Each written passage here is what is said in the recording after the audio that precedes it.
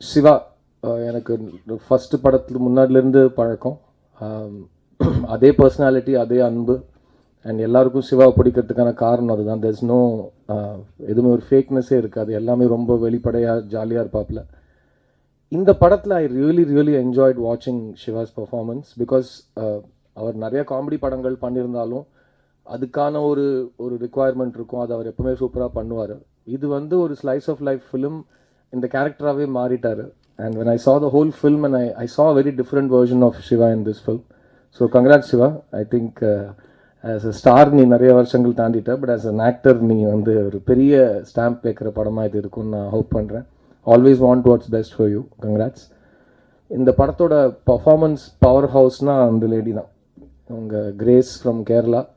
நான் படம் பார்த்துட்டு ராம்கிட்ட ரொம்ப நேரம் அந்த கேரக்டர் பற்றியும் அதை எழுதப்பட்ட விதத்தை பற்றியும்